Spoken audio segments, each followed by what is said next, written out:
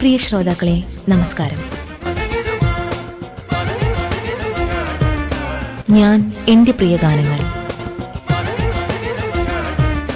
ഇന്ന് ഞാൻ എൻ്റെ പ്രിയ ഗാനങ്ങളിൽ മജീഷ്യൻ ചന്ദ്രസേനൻ വിതിർമല പങ്കെടുക്കുന്ന പരിപാടിയുടെ ആദ്യ ഭാഗം കേൾക്കാം. സ്റ്റുഡിയോയിൽ ഒപ്പം MS ആശ. നമസ്കാരം പ്രിയ ശ്രോതാക്കളെ, ഞാൻ എൻ്റെ പ്രിയ ഗാനങ്ങളുടെ പുതിയ അധ്യായത്തിലേക്ക് ഏവർക്കും സ്വാഗതം. ഇന്ന് സാംസ്കാരിക പ്രവർത്തകൻ, കവി, മജീഷ്യൻ തുടങ്ങി അനേകം വിശേഷണങ്ങളുള്ള ഒരു ബഹുമുഖ പ്രതിഭയാണ് നമ്മുടെ അതിഥിയായി എത്തിയിട്ടുള്ളത്. സ്വാഗതം ചെയ്യാം ശ്രീ ചന്ദ്രസേനൻ മിതൃമല. നമസ്കാരം. മാജിക് എന്ന് പറഞ്ഞാൽ എന്നും സാധാരണക്കാരന് അതൊരു ഗൂഢകല തന്നെയാണല്ലോ. എന്താണ് ഓരോ മാജിക് അവതരണത്തിന് പിന്നിലെയും ശാസ്ത്രം, വാസ്തവം എന്നൊന്നും മനസ്സിലാക്കാതെയുള്ള സാധാരണക്കാരന്റെ കണ്ണിന് പിടികിട്ടാത്ത ഒരു വിദ്യയായി ജാലവിദ്യ അവതരിപ്പിക്കപ്പെട്ടിരുന്നൊരു കാലത്തായിരുന്നല്ലോ താങ്കളുടെ പ്രവേശനം ഈ രംഗത്തേക്ക്. എങ്ങനെയായിരുന്നു മജീഷ്യൻ എന്നുള്ള രീതിയുടെ ഒരു തുടക്കം? കുട്ടിക്കാലത്തെ തുടങ്ങിയതാണോ? എവിടെയെങ്കിലും കണ്ടിട്ട് താല്പര്യം ജനിച്ചതാണോ? അല്ലെങ്കിൽ പഠിക്കാനൊരു അവസരം കിട്ടിയപ്പോൾ അത് പഠിച്ചു ഈ രീതിയിലോട്ട് വന്നു? എങ്ങനെയാണ് തുടക്കം? അതായത് നമ്മൾ പഠിച്ച ശാസ്ത്രത്തിന് വിപരീതമായി ചില കാര്യങ്ങൾ നമ്മുടെ മുമ്പിൽ നടക്കുമ്പോൾ സ്വാഭാവികമായിട്ട് നമുക്കതിലൊരു അത്ഭുതവും താല്പര്യവും ജനിക്കും. മാജിക് ബേസിക്കലി അങ്ങനെയാണ്. നാം പഠിച്ച ശാസ്ത്രത്തിന് വിപരീതമായി ഒരു കാര്യം നമ്മുടെ മുമ്പിൽ നടക്കുന്നു. അപ്പോൾ എന്തുകൊണ്ട് എന്നൊരു ചോദ്യം നമ്മുടെ മനസ്സിലുണ്ട്. ഈ ഒരു ചോദ്യമാണ് ജാലവിദ്യയിലേക്ക് എന്നെ അടുപ്പിച്ച ഒരു കാര്യം എന്ന് പറഞ്ഞു. പഠിച്ചു വന്നപ്പോൾ എനിക്കൊരു കാര്യം മനസ്സിലായി. വിശദീകരണങ്ങൾക്കോ വിശകലനങ്ങൾക്കോ വഴങ്ങാത്തതാണ് ജാലവിദ്യ. കാരണം അതുകൊണ്ടാണ് അത് അത്ഭുതം നിലനിൽക്കുന്നത്. അപ്രതീക്ഷിതമായി സംഭവിക്കുന്നതാണല്ലോ അത്ഭുതം. അല്ലാത്ത കാര്യങ്ങളിൽ അത്ഭുതം നമുക്ക് വരില്ല. അപ്പോൾ ഈ അപ്രതീക്ഷിതമായി ആളുകളെ അത്ഭുതപ്പെടുത്തുവാനുള്ള ഒരു താല്പര്യം പൊതുവെ എല്ലാവർക്കും ഉണ്ട്. കുട്ടികൾക്ക് ഇപ്പോൾ സാധാരണ കുട്ടികളെല്ലാം മാജിക് കാണിക്കുന്ന കുട്ടികളാണ്. അവർ വെറുതെ കൈ അടച്ച് കണ്ണടയ്ക്കാനൊക്കെ പറഞ്ഞിട്ടൊക്കെ ചെയ്യില്ലേ. ആ ഒരു താല്പര്യം എല്ലാ ആളുകൾക്കും ഉണ്ട്. പൊതുവെ നമ്മൾ പറയും കുട്ടികൾക്കാണ് മാജിക് ഇഷ്ടമെന്ന്. അങ്ങനെയല്ല, മാജിക് എല്ലാ ജനവിഭാഗത്തിനും ഇഷ്ടപ്പെട്ടതാണ്. അതുകൊണ്ട് തന്നെയാണ് ആ രംഗത്തേക്ക് വരണം എന്നതിൻ്റെ താല്പര്യം എനിക്കുണ്ടായത്. ആദ്യത്തെ മാജിക് അനുഭവം എങ്ങനെയായിരുന്നു?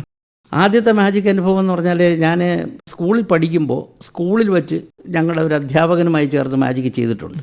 പക്ഷേ അന്നൊന്നും എനിക്ക് ശാസ്ത്രീയമായ ജാലവിദ്യ ഒന്നും അറിയില്ല.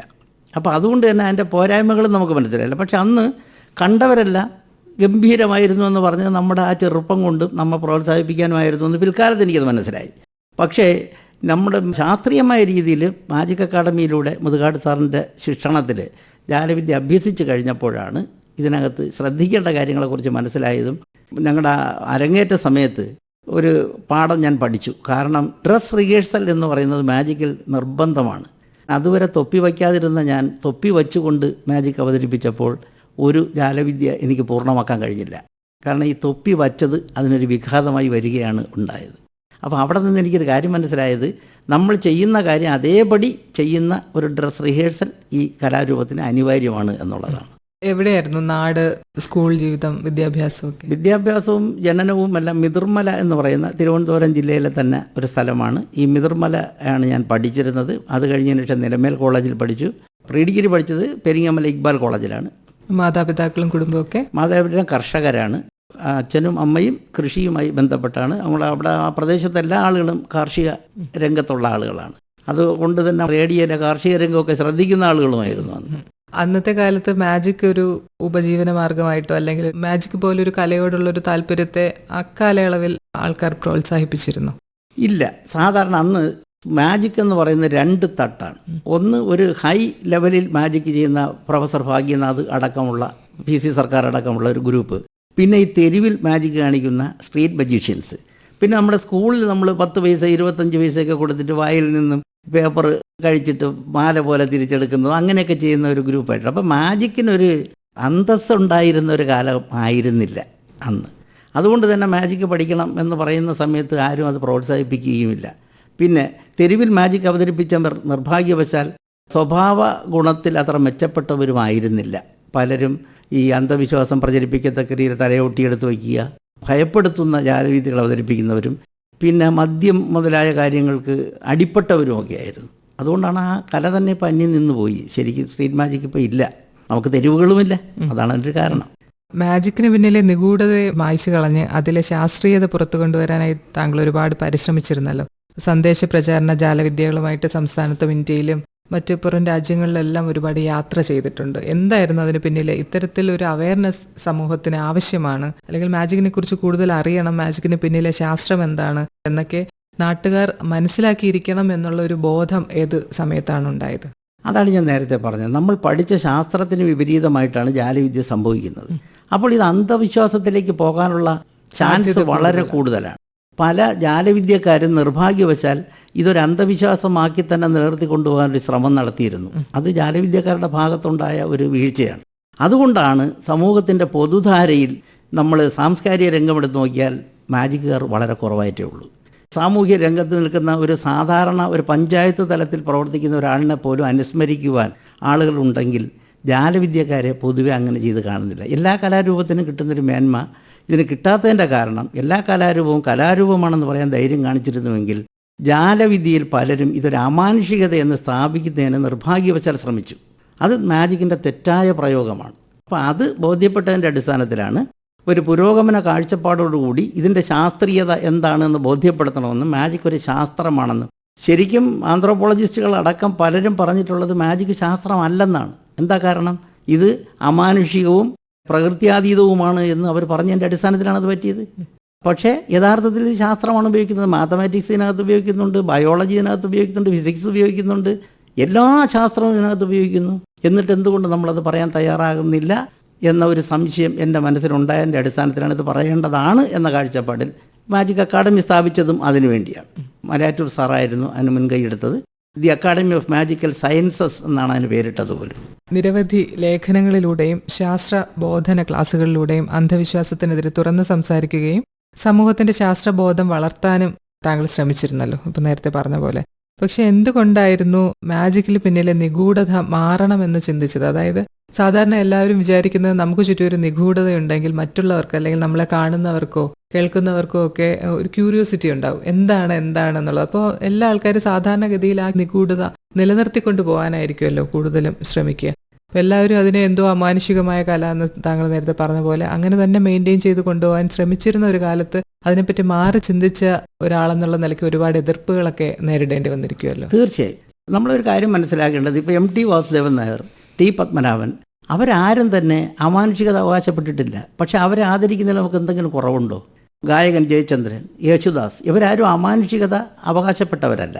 പക്ഷേ അവരുടെ കലയെ നമ്മൾ ആദരിക്കുകയും അതിനോടൊപ്പം തന്നെ അവരെ നമ്മൾ സ്നേഹിക്കുകയും ചെയ്തു എന്നുള്ളത് അത് ജാലവിദ്യാരംഗത്തും തീർച്ചയായിട്ടും കിട്ടും. മാജിക്കിലും ഒരു ആർട്ടല്ലേ, ആ ആർട്ടിൽ എന്തുകൊണ്ടത് പറയുന്നു? അത് പറയുന്നത് തെറ്റാണ്. അതുകൊണ്ടാണ് കറുത്ത ചിറകുള്ള വെളിച്ചം എന്ന് പറയുന്ന ഒരു പുസ്തകം തന്നെ ഞാൻ എഴുതിയിട്ടുണ്ട്. കാരണം ശാസ്ത്രത്തിൻ്റെ പേര് പറഞ്ഞുകൊണ്ട് അന്ധവിശ്വാസങ്ങളെ പ്രചരിപ്പിക്കുന്ന ഒരു സംവിധാനം നമ്മുടെ നാട്ടിലുണ്ട്. അപ്പോൾ അത് വെളിച്ചത്ത് കൊണ്ടുവരണം എന്നുള്ളതാണ്. ഇപ്പോൾ ഇവിടെ മാജിക്കിൽ ഞങ്ങൾ ഉപയോഗിക്കുന്ന 25 രൂപ വിലയുള്ള ഒരു സാധനമുണ്ട്. അതായത് കണ്ണ് കെട്ടി മോട്ടോർ സൈക്കിൾ ഓടിക്കുന്നതിന് ഞങ്ങൾ ഉപയോഗിക്കുന്ന ഒരു സാധനമാണിത്. ബ്ലൈൻഡ് ഫോൾഡ് ആക്ട് ചെയ്യുന്ന. ആ ബ്ലൈൻഡ് ഫോൾഡ് ആക്ട് ചെയ്യുന്നതിന് വേണ്ടി ഉപയോഗിക്കുന്ന അതേ ഉപകരണം വെച്ചുകൊണ്ട് മിഡ് ബ്രെയിൻ ആക്ടിവേഷൻ എന്ന് പറഞ്ഞുകൊണ്ട് 25,000 രൂപ വരെ കുട്ടികളിൽ നിന്ന് ഫീസ് ഈടാക്കിക്കൊണ്ട് ഇവിടെ ഒരു കള്ളത്തരം ഉണ്ടാക്കി. അപ്പോൾ അതിനെതിരെ ശക്തമായി പ്രതികരിക്കേണ്ട ഒരു സാമൂഹ്യ പ്രതിബദ്ധതയുള്ള ആളെന്നുള്ളതിൽ നമ്മൾ ചെയ്യണം. അത് നമ്മൾ പരസ്യമാക്കുകയും ആ പരസ്യമാക്കിയ സമയത്ത് തന്നെ പത്രസമ്മേളന സമയത്ത് വെല്ലുവിളികൾ വരികയും ആ വെല്ലുവിളിയെ നമ്മൾ സ്വീകരിക്കുകയും അത് വെറും അന്ധവിശ്വാസമാണെന്നും ഇത് നടക്കില്ല എന്ന് ബോധ്യപ്പെടുത്തുകയും ചെയ്തു. അത് ഒരുപാട് എതിർപ്പുകൾ നമുക്കുണ്ടായെങ്കിലും നമ്മളെ സംബന്ധിച്ചിടത്തോളം സമൂഹത്തെ കബളിപ്പിക്കുവാൻ ഒരു കൂട്ടർ ശ്രമിക്കുമ്പോൾ അത് ശരിയല്ലെങ്കിൽ ശരിയല്ല എന്ന് പറയുവാനുള്ളൊരു ധൈര്യം നമുക്കുണ്ടാകണം എന്നുള്ള കാഴ്ചപ്പാടായിരുന്നു അത് നമ്മളെ കൊണ്ട് ജയിപ്പിച്ചത്. ഓക്കെ, നമ്മുടെ ഈ പരിപാടിയിൽ ഇഷ്ടഗാനങ്ങൾ കൂടെ ശ്രോതാക്കളുമായി പങ്കുവയ്ക്കാവുന്നതാണ്. കേൾക്കാനായിട്ട് ആഗ്രഹമുള്ളൊരു പാട്ട് പറയാമോ? സിനിമാ ഗാനങ്ങളെക്കുറിച്ച് പറയുമ്പോൾ നമുക്ക് വയലാർ, പി ഭാസ്കരൻ, ONV ശ്രീകുമാരൻ തമ്പി സാർ, ഇവരെയൊന്നും നമുക്ക് മാറ്റി നിർത്താൻ പറ്റില്ല.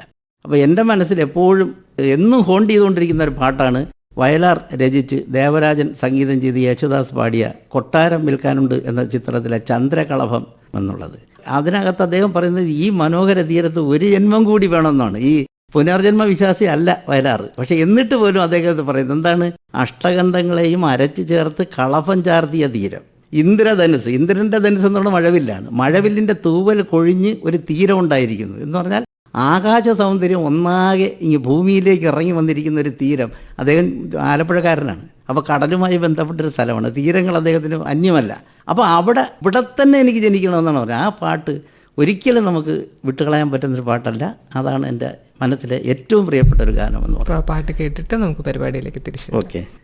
നേരത്തെ പറഞ്ഞു മലയാറ്റൂറിന്റെ നേതൃത്വത്തിൽ അന്ന് മാജിക് അക്കാഡമി തുടങ്ങുമ്പോൾ ജാലവിദ്യ എന്നുള്ളതിന്റെ പിന്നിലെ ശാസ്ത്രങ്ങൾ അല്ലെങ്കിൽ ആ ഒരു സയന്റിഫിക് ടെമ്പറോട് കൂടി തന്നെ നമ്മൾ ജാലവിദ്യയെ നോക്കി കാണണം എന്നുള്ള ഒരു ഉദ്ദേശമായിരുന്നു അതിന് പിന്നിൽ എന്നുള്ളത്. ഇപ്പോൾ 4 നൂറ്റാണ്ട് കാലം മാജിക് അക്കാഡമിയുടെ ഡയറക്ടറായിട്ട് സാർ പ്രവർത്തിച്ചിട്ടുണ്ടല്ലോ. അപ്പോൾ ആ പ്രവർത്തന കാലം എങ്ങനെ ഓർക്കുന്നു? സാറിന്റെ നേതൃത്വ സമയത്ത് എന്തൊക്കെ മാറ്റങ്ങളാണ് ഈ മേഖലയിൽ കൊണ്ടുവരാനായിട്ട് സാധിച്ചത് എന്നും കൂടെ ശ്രോതാക്കൾക്ക് വേണ്ടി ഒന്ന് പങ്കുവയ്ക്കാമോ? 96 മാജിക് അക്കാഡമി സ്ഥാപിക്കപ്പെടുന്നത്. ഏഷ്യയിലെ ആദ്യത്തെ ഒരു സംരംഭമാണിത്. കാരണം മാജിക്കിന് വേണ്ടി ഒരു അക്കാഡമി എന്ന് പറയുന്നൊരു കോൺസെപ്റ്റ് എങ്ങും ഇല്ലായിരുന്നു. അത് മലയാറ്റൂർ സാർ തന്നെയാണ്, അത് മുതുകാട് സാറിൻ്റെ സാധ്യത അദ്ദേഹം ശരിക്കും ഉപയോഗപ്പെടുത്തുകയായിരുന്നു. ശരിക്കും പറഞ്ഞാൽ വല്യാളെന്ന് പറഞ്ഞൊരു കഥാപാത്രം അദ്ദേഹത്തിൻ്റെ 6-ാം വിരൽ എന്ന് പറയുന്ന നോവലിലുണ്ട്. അതിൽ വേദരാമൻ എന്ന് പറയുന്നൊരു ജാലവിദ്യക്കാരനെയാണ് പരിചയപ്പെടുത്തുന്നത്, അമാനുഷികനായി വരുന്ന ഒരാൾ. ഈ വല്യാൾ അദ്ദേഹത്തിന് കൊടുക്കുന്ന ഒരു പുസ്തകമുണ്ട്, ഹിസ്റ്ററി ഓഫ് ദി അൺഎക്സ്പ്ലെയിൻഡ് എന്ന് പറഞ്ഞുകൊണ്ടൊരു സംഭവം. ശരിക്കും പറഞ്ഞാൽ ഈ ബുക്ക് മുതുകാട് സാറിന് മലയാറ്റൂർ സാർ കൊടുത്തതാണ്. അത് നമ്മുടെ അക്കാഡമിയിൽ ഇപ്പോഴും ഇരിപ്പുണ്ട്. അദ്ദേഹത്തിൻ്റെ ഇതിലാണ് നമ്മളിത് തുടങ്ങി വരുന്നത്. പക്ഷേ വളരെ ശക്തമായ എതിർപ്പ് അന്ന് മാജിക് രംഗത്ത്, മജീഷ്യന്മാരുടെ രംഗത്തു നിന്നും ഉണ്ടായി. കാരണം മാജിക് എന്ന് പറയുന്നത് നേരത്തെ സൂചിപ്പിച്ച പോലെ നിഗൂഢമായ ഒരു കലയാണെന്നും അതാർക്കും പറഞ്ഞു കൊടുക്കാൻ പാടില്ല എന്നുമൊക്കെയാണ്. പക്ഷേ നമ്മളന്ന് തിരിച്ചു ചോദിച്ചൊരു ചോദ്യം, ഈ പറയുന്ന ജാലവിദ്യക്കാർ ജനിച്ചപ്പോഴേ പഠിച്ചതാണോ ജാലവിദ്യ? അവരൊരു സ്ഥലത്ത് നിന്ന് പഠിച്ചതാണല്ലോ. അപ്പോൾ ഞാൻ പഠിച്ചു, ഇനി മറ്റൊരാൾ പഠിക്കണ്ട എന്ന് പറയുന്നതിനകത്ത് എന്താണ് അർത്ഥം? മാത്രമല്ല, ഏതൊരു കാര്യവും പഠിപ്പിക്കാൻ പാടില്ല എന്ന് പറയുന്നത് പ്രാചീനമായൊരു കാഴ്ചപ്പാടാണ്. ഒരു കാര്യവും പഠിപ്പിക്കാൻ പാടില്ല എന്ന് പറയാൻ പാടില്ലെന്ന് മാത്രമല്ല, നമുക്കങ്ങനെ ഒരു തീരുമാനം എടുത്താൽ നമ്മുടെ കയ്യിൽ ആ തീരുമാനം ഇരിക്കുകയുള്ളൂ. ഇന്ന് നെറ്റിൽ ഇതൊക്കെ അവൈലബിളാണ്. അവിടെ ഇതൊക്കെ ഉള്ളപ്പോൾ നമ്മളിങ്ങനെ തന്നെ പറയും എന്ന് പറയുന്നത് ശരിയല്ല എന്ന് സ്ഥാപിക്കുവാൻ മാജിക് അക്കാഡമിയുടെ സാന്നിധ്യം വളരെ ഗുണം ചെയ്തു.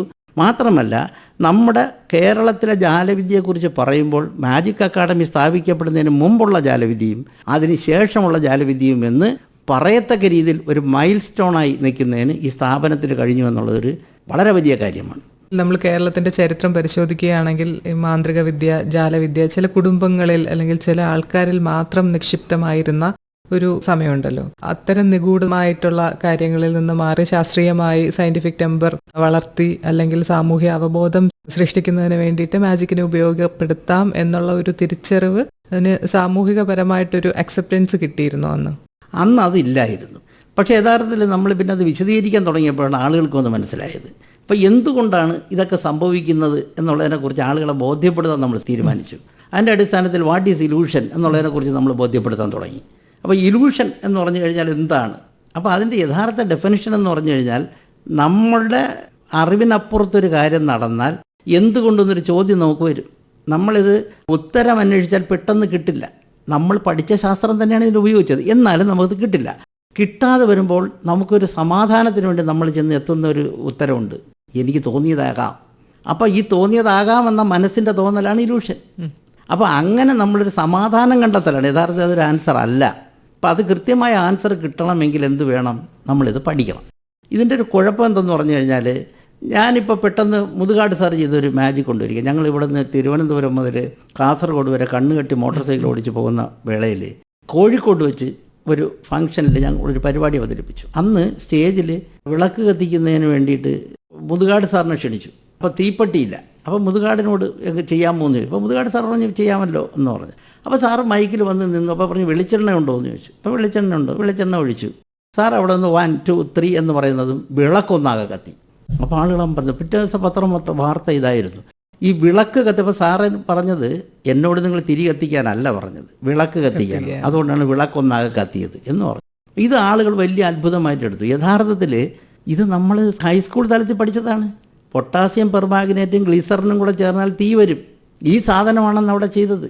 വിളക്കെന്ന് പറയുന്നത് ശരിക്കും ഒരു പ്രീ പ്ലാൻഡ് പരിപാടി ആയതുകൊണ്ട് തന്നെ തെർമോക്കോൾ കൊണ്ടുണ്ടാക്കിയ വിളക്കാണ്. തെർമോക്കോളിൻ്റെ ഒരു പ്രത്യേകത, അതിൽ ഏത് പെയിൻ്റ് അടിച്ചാലും അതുപോലെ ഇരിക്കും. നമ്മൾ ചുവരാക്കാൻ പറ്റും, എന്തും ആക്കാൻ പറ്റും.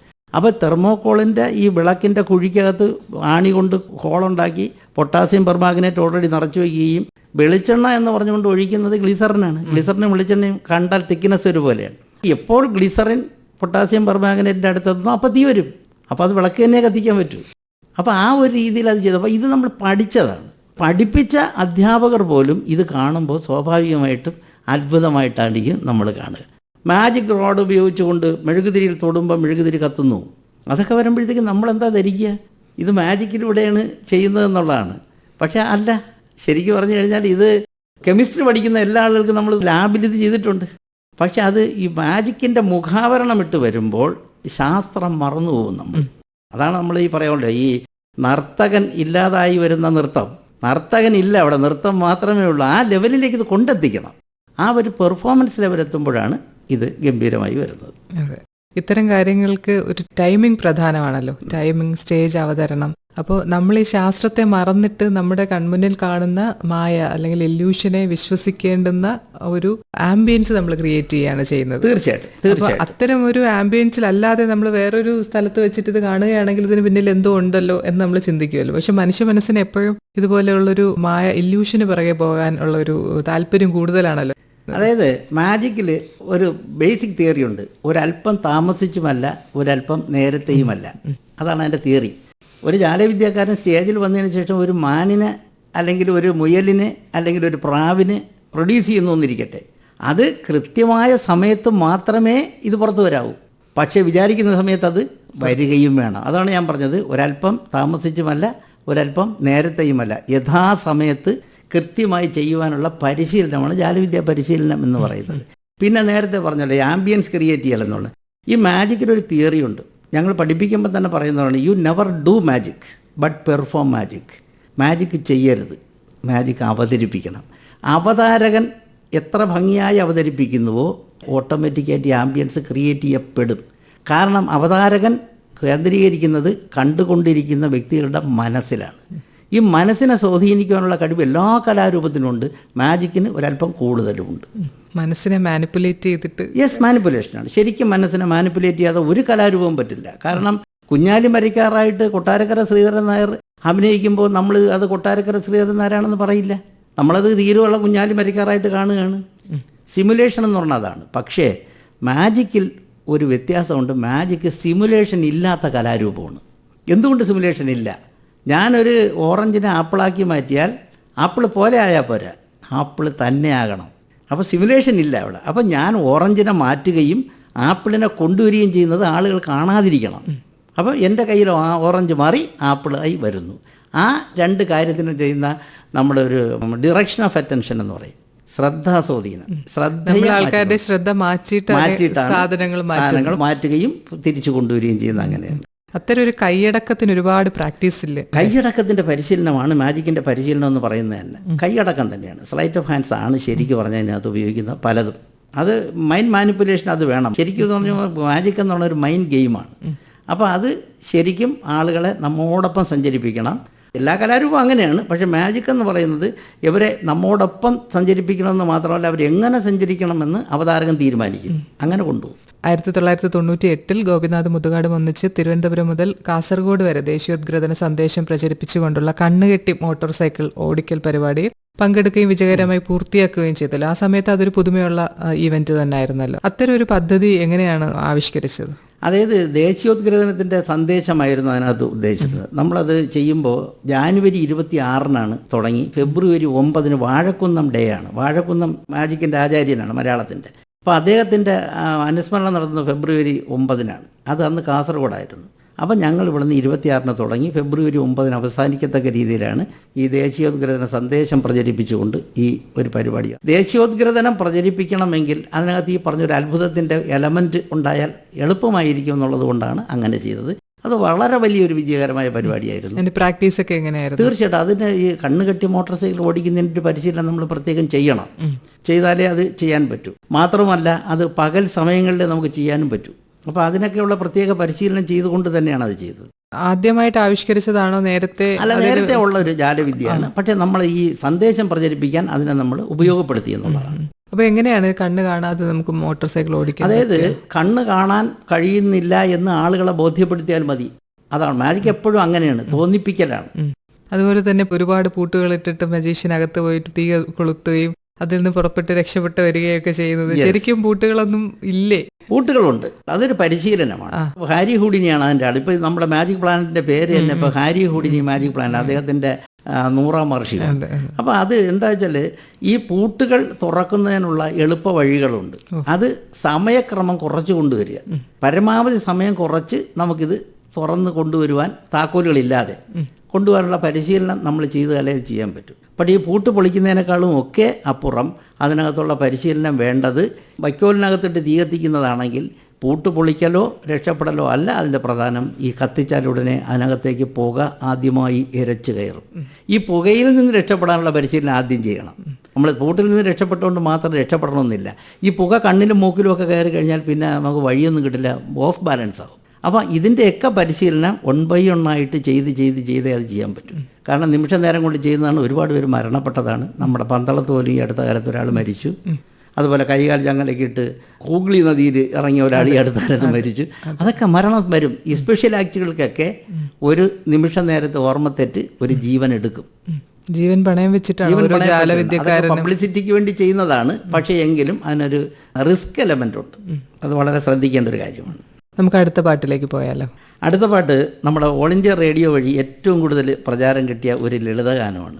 അത് ONV സാർ എഴുതി ദേവരാജൻ മാസ്റ്റർ സംഗീതം ചെയ്ത ഒന്നിനി ശ്രുതി താഴ്ത്തി എന്ന പാട്ട് ജയചന്ദ്രൻ ഗംഭീരമായി പാടിയ ഒരു പാട്ടാണ്. അത് ചലച്ചിത്ര ഗാനം അല്ലാതിരുന്നിട്ടും ഈ ചലച്ചിത്ര ഗാനങ്ങളെക്കാൾ കൂടുതൽ പ്രശസ്തി നേടിയ ഒരു പാട്ടാണ്. ഇപ്പോഴും ഫെസ്റ്റിവലുകളിലും ഗാനമത്സരങ്ങളിലും സൂപ്പർ ഹിറ്റാണ്. ഒരുപാട് താരാട്ട് നമ്മൾ കേട്ടിട്ടുണ്ട്. എല്ലാം കുട്ടികളെ ഉറക്കുന്നതാണ്. പക്ഷേ ഈ താരാട്ട് പ്രണയിനിയെ ഉറക്കുന്നതാണ്. അതായത് കുയിലിനോട് പോലും ഒന്ന് ശ്രുതി താഴ്ത്താൻ വേണ്ടി പറയുന്നു, അല്ലേ? നീ വലിയ ഒച്ച ഉണ്ടാക്കി ഈ പ്രണയിനിയെ ഉണർത്തരുത്. അതുപോലെ തന്നെ കിനാവുകൾ കെടുത്തിപ്പോയി. ശാരദ നിലാവിനോട് നീ കൂടുതൽ പ്രകാശിക്കേണ്ട, കൂടുതൽ വെളിച്ചം വന്നാൽ ഇവിടെ ഉണരാൻ സാധ്യതയുണ്ട്. അപ്പോൾ ഒരു കരുതൽ, പ്രണയത്തിൻ്റെ ഒരു കരുതലുള്ള ഒരു ഗംഭീരമായ ഒരു പാട്ടാണ്. നമുക്ക് ഒരുമിച്ച് പാട്ട് കേൾക്കാം. 25 വർഷത്തെ ദീർഘമായ കാലയളവിനുള്ളിൽ ഈ മാജിക് അക്കാഡമിയുടെ നേതൃത്വ സ്ഥാനത്ത് നിരവധി സാമൂഹിക പ്രതിബദ്ധത ഉള്ള പരിപാടികൾ തൻ്റെ കലാരൂപമായ ഇന്ദ്രജാലത്തിലൂടെ പൊതുജനങ്ങളിൽ എത്തിക്കാനായിട്ട് താങ്കൾ ശ്രമിച്ചിട്ടുണ്ടല്ലോ. അപ്പോൾ സാറ് തുടങ്ങിയ സമയത്ത് ആൾക്കാരുടെ ഒരു ആറ്റിറ്റ്യൂഡ് ഉണ്ടായിരുന്നല്ലോ, മാജിക് എന്ന് പറഞ്ഞാൽ ഇങ്ങനെയാണ്, മജീഷ്യൻ എന്ന് പറഞ്ഞാൽ ഇങ്ങനെയാണ്. ഇപ്പോൾ ഈ 2026 വന്ന് നിൽക്കുമ്പോൾ ആൾക്കാരുടെ ആറ്റിറ്റ്യൂഡ്, സ്റ്റിൽ സാറ് പെർഫോമൻസ് ചെയ്യുന്ന ആളാണല്ലോ. മാജിക്കിനെ സംബന്ധിച്ച് ഈ ഇത്ര കാലത്തെ യാത്രയിൽ എന്തൊക്കെയാണ് മാറ്റമുണ്ടായതായിട്ട് താങ്കൾക്ക് തോന്നുന്നത്? അത് വളരെ നല്ലൊരു ചോദ്യമാണ്. കാരണം ഞാൻ നേരത്തെ സൂചിപ്പിച്ചു, ഈ 90s എന്നൊക്കെ പറയുന്നത് ജാലവിദ്യ ഈ സ്കൂളിൽ വന്ന് 10 പൈസ 25 പൈസയ്ക്കൊക്കെ ചെയ്യുന്ന ഒരാളുടെ തലത്തിൽ നിന്ന് 2 തരം മാജിക്കുകാരാണെന്നുണ്ടായിരുന്നു. ഈ കൊട്ടാരം മാന്ത്രികർ എന്ന് പറയുന്ന വലിയ വലിയ ഷോ ചെയ്യുന്ന ഒരു ഗ്രൂപ്പ്, അത് വളരെ കുറച്ച് പേരെ ഇവിടെ ഉണ്ടായിരുന്നുള്ളൂ. അത് കഴിഞ്ഞതിന് ശേഷം ഉണ്ടായിരുന്നതെന്ന് പറഞ്ഞാൽ തെരുവ് മാജിക്കാണ്. ഇതിനിടയിലൊരു വിഭാഗം ഉണ്ടായിരുന്നില്ല. മാജിക് അക്കാഡമി വന്നതിന് ശേഷം ഇടത്തരത്തിൽ ക്വാളിറ്റി മാജിക് അവതരിപ്പിക്കുന്നതിനുള്ള ആളുകളെ സൃഷ്ടിച്ചെടുത്തു എന്നുള്ളത്. അതാണ് ഞാൻ പറഞ്ഞത്, മാജിക് രംഗത്തുണ്ടായ ഒരു വലിയ മാറ്റം അതാണ്. ഇന്ന് ന്യൂ ഇയർ ആയിരുന്നാലും പ്രത്യേക ഫെസ്റ്റിവലുകൾ ഏത് വന്നാലും ജാലവിദ്യ എന്ന് പറയുന്ന നിർബന്ധമായ ഒരു ഐറ്റമായി വരുന്നു. അത് അവതരിപ്പിക്കാൻ ആളുകളും ഉണ്ട് എന്നുള്ളതാണ്. അപ്പോൾ അത് കൃത്യമായി ഹോട്ടലുകളിൽ ടേബിൾ ഹോപ്പിംഗ് മാജിക് എന്നുള്ള കോൺസെപ്റ്റ് കൊണ്ടുവന്നത് മാജിക് അക്കാഡമിയുടെ സാന്നിധ്യം കൊണ്ട് മാത്രമാണ്. ഒത്തിരി മാജിക്കിൻ്റെ മാറ്റം വന്നിട്ടുണ്ട്, ആളുകളുടെ കാഴ്ചപ്പാട് മാറിയിട്ടുണ്ട്. പിന്നെ അതിനൊരു കാര്യമുള്ളതെന്ന് പറഞ്ഞാൽ, ഇപ്പോൾ ഗോപിനാഥ് മുതുകാട് സാറൊക്കെ ജാലവിദ്യ രംഗത്ത് വരുമ്പോൾ ഒരുപാട് ബുദ്ധിമുട്ടിയിട്ടുള്ളവരാണ്. കാരണം സമയത്ത് സ്റ്റേജ് കൊടുക്കില്ല, സ്റ്റേജ് കൊടുത്താൽ ഉടൻ വേണമെങ്കിൽ ചെയ്യണം, അല്ലെങ്കിൽ ഇപ്പം പരിപാടി മാറ്റിവെക്കുമെന്നൊക്കെ ഭീഷണിപ്പെടുത്തുമായിരുന്നു. പക്ഷേ ഞങ്ങളൊക്കെ മാജിക് രംഗത്ത് വന്നപ്പോൾ നമുക്കൊരു ടൈറ്റിലുണ്ട്, ഗോപിനാഥ് മുതുകാട് എൻ്റെ അക്കാഡമിയിൽ നിന്ന് വരുന്നവരാണ്. അപ്പോൾ നമ്മൾ മുൻകൂട്ടി കണ്ടീഷൻ വയ്ക്കും, ഞങ്ങൾക്കൊരു മിഡിൽ കർട്ടൻ വേണം, അവിടെ സെറ്റ് ചെയ്യാൻ സാധനങ്ങൾ ചെയ്യണം, അവിടേക്കും മറ്റാരും വരാൻ പാടില്ല. ഈ കണ്ടീഷനുകൾ അംഗീകരിക്കുന്ന രീതിയിലേക്ക് ആളുകൾ മാറി. അപ്പോൾ ആ കലാരൂപത്തിനൊരു അന്തസ് ഉണ്ടായി വന്നു എന്നുള്ളതാണ്. ആ ഒരു അന്തസ് ഉണ്ടാക്കിയെടുക്കുന്നതിന് മാജിക് അക്കാഡമി എന്ന് പറയുന്ന സ്ഥാപനം വഹിച്ച പങ്ക് വളരെ വലുതാണ്. മാത്രമല്ല അതോടൊപ്പം തന്നെ ശാസ്ത്രീയമാണ് ജാലവിദ്യ എന്ന് പ്രചരിപ്പിക്കുന്ന രീതിയിലേക്ക് ബോധപൂർവം ആളുകളെ ട്രെയിൻ ചെയ്തെടുപ്പിക്കുവാനും നമുക്ക് പറ്റിയെന്നുള്ളതാണ്. നേരത്തെ പറഞ്ഞ പോലെ സയൻറ്റിഫിക് ടെമ്പർ ഉണ്ടാക്കിയെടുക്കാൻ വേണ്ടിയിട്ട്, അതായത് അന്ധവിശ്വാസങ്ങൾക്കെതിരെ പ്രയോഗിക്കേണ്ടതാണ് ജാലവിദ്യ എന്ന് ബോധ്യപ്പെടുത്തുവാനും അത് അതേ രീതിയിൽ അവതരിപ്പിക്കുവാനും കഴിഞ്ഞു എന്നുള്ളതാണ് എൻ്റെ പ്രത്യേകത. ഇപ്പോൾ ഒരുപാട് കലാകാരന്മാരുടെ ജീവിത നിലവാരം ഉയർത്താനായിട്ട് ഇത്തരം ശാസ്ത്രീയമായ പരിശീലനങ്ങളും പ്രൊഫഷണലായിട്ട് എങ്ങനെയാണ് കാര്യങ്ങൾ അവതരിപ്പിക്കേണ്ടത് എന്നുള്ളതിനും ഒരു ഗൈഡ് ലൈൻ കൊടുക്കാനായിട്ട് മാജിക് അക്കാഡമി തീർച്ചയായിട്ടും പറ്റിയെന്ന് മാത്രമല്ല, ഇത് കണ്ടുകൊണ്ട് കേരള യൂണിവേഴ്സിറ്റി, നമ്മുടെ മദർ യൂണിവേഴ്സിറ്റി, അവിടെ 2 കോഴ്സ് നടത്തുന്നുണ്ട്. അത് 2 മാജിക് അക്കാഡമിയിലാണ്. സർട്ടിഫിക്കറ്റ് കോഴ്സുണ്ട്, ഡിപ്ലോമ കോഴ്സുണ്ട്. ഇത് മാജിക്കിനെ ഗവൺമെൻറ് തലത്തിൽ അംഗീകരിച്ചത് കൊണ്ടാണ്. ഇന്ത്യയിൽ ആദ്യമായിട്ട് സംഗീത നാടക അക്കാദമി മാജിക്കിനെ ഒരു കലാരൂപമായി അംഗീകരിക്കുന്നത് കേരളത്തിലാണ്. അതിൽ ആദ്യത്തെ അവാർഡ് സംഗീത നാടക അക്കാദമിയുടെ അവാർഡ് കിട്ടുന്ന മുതുകാട് സാറിനുമാണ്. അപ്പം അതൊരു വലിയ കാര്യമല്ലേ. അതെ. ഈ കലാരംഗത്ത് താങ്കൾ ഗുരുസ്ഥാനത്ത് പ്രതിഷ്ഠിച്ചിരിക്കുന്ന അല്ലെങ്കിൽ ഗുരുവായിട്ട് കാണുന്ന ആൾക്കാർ ആരൊക്കെയാണ്? എന്നെ പഠിപ്പിച്ചത് ഗോപിനാഥ് മുതുകാട് സാറാണ്. മുതുകാട് സാറ് തന്നെയാണ് എന്നെ ജാലവിദ്യ പഠിപ്പിച്ചത്. പിന്നെ ഏത് പഠനത്തിനും നമ്മൾ പഠിച്ചു കഴിഞ്ഞാൽ നമുക്കൊരു ഉത്തരവാദിത്വമുണ്ട്. നമ്മൾ മറ്റുള്ള മേഖലകളിലേക്ക് കയറി ഇപ്പം ഞാൻ മാജിക് വിത്ത് എവരിഡേ ഒബ്ജക്റ്റും മെൻ്റലിസവുമാണ് സ്പെഷ്യലൈസ് ചെയ്യുന്നത്. അപ്പോൾ ഈ മേഖലയിലുള്ള മറ്റനവധി പുസ്തകങ്ങൾ, കാരണം അപ്പോൾ മാജിക് അക്കാഡമിയിൽ അങ്ങനെയൊക്കെയുള്ള അവസരമുണ്ട്. അവിടെ ഒരു ഗംഭീരമായ ഒരു ലൈബ്രറി ഉണ്ട്. ആ ലൈബ്രറിയിൽ നിന്ന് നമുക്ക് ഈ പുസ്തകങ്ങൾ എടുത്ത് വെച്ച് വായിക്കാനും ഇതിൻ്റെ കൂടുതൽ മേഖലകളിലേക്ക്, കാരണം ഇപ്പോഴും വെസ്റ്റേൺ കൺട്രീസിലാണ് ഇത് കൂടുതൽ ഡെവലപ്പ് ചെയ്തിട്ടുള്ളത്. അപ്പോൾ അവിടെ നിന്നുള്ള നല്ല നല്ല ബുക്കുകളുണ്ട്. ആ ബുക്കുകളിലൂടെ നമുക്ക് ഒരുപാട് കാര്യങ്ങൾ പഠിക്കാൻ പറ്റുന്നുണ്ട്. അപ്പം ഭൗതികമായി മുതുകാട് സാറാണെങ്കിലും നമുക്ക് ഈ പുസ്തക രൂപത്തിൽ മറ്റുമൊക്കെ ഒരുപാട് നമ്മുടെ അക്കാഡമിയുടെ ലൈബ്രറി കൊണ്ട് തന്നെ നമുക്ക് സാധിച്ചിട്ടുണ്ട്. അപ്പോൾ ഏതൊരു പ്രൊഫഷൻ ആണെങ്കിലും നമ്മൾ ബേസിക് കാര്യങ്ങൾ മാത്രമേ ഒരു ഗുരുവിന് ചൊല്ലിത്തരാൻ പറ്റൂ. തീർച്ചയായിട്ടും. അതിനുശേഷം ആ മേഖലയിൽ ഉണ്ടാകുന്ന വികാസങ്ങളും സങ്കോചങ്ങളും ഒക്കെ നമ്മൾ അപ്ഡേറ്റഡ് ആയിരിക്കുക എന്ന് പറയുന്നത് ആ മേഖലയിൽ നിലനിൽക്കുന്നതിന്, സജീവമായി നിലനിൽക്കുന്ന ഒരാളെ സംബന്ധിച്ചിടത്തോളം വളരെ പ്രസക്തമായ ഒരു കാര്യം. സ്റ്റിൽ താങ്കൾ അതിൽ ആ രീതിയിൽ വളരെയധികം മുന്നോട്ട് പോകുന്നുണ്ടല്ലോ, പുതിയ കാര്യങ്ങൾ പഠിക്കുന്നുണ്ട്, പുതിയ മാജിക്. ഇല്ലെങ്കിൽ നിലനിൽപ്പില്ല. ശരിക്കും ഗുരുവിന്റെ ചുമതല എന്താണ്? അറിവിന്റെ വാതായനത്തിന് മുമ്പിൽ ശിഷ്യനെ കൊണ്ട് നിർത്തുക. ഈ വാതിൽ തുറന്ന് അകത്ത് പോയി അറിവ് സ്വായത്തമാക്കേണ്ടത് ഈ വ്യക്തിയാണ്. അപ്പോൾ അതാണ് ഗുരു ശിഷ്യ ബന്ധം. ഈ അധ്യാപകനും വിദ്യാർത്ഥിയും തമ്മിലുള്ള ബന്ധമല്ല ഇതിനകത്തുള്ളത്, ഗുരുവും ശിഷ്യനുമായിട്ടുള്ള ബന്ധമാണ്. കാരണം അറിയലിൽ നിന്നാണ് ഈ ഗുരു അധ്യയനം നടത്തുന്നത്. ഈ അറിയൽ നേടിയെടുക്കുമ്പോഴാണ് നമ്മളും ഗുരുസ്ഥാനത്തേക്ക് എത്തിച്ചേരുന്നത്. ഈ താജ്മഹൽ സംരക്ഷണത്തിന്റെ ഭാഗമായിട്ട് ഡൽഹിയിലടക്കം ജാലവിദ്യകൾ അവതരിപ്പിച്ചല്ലോ.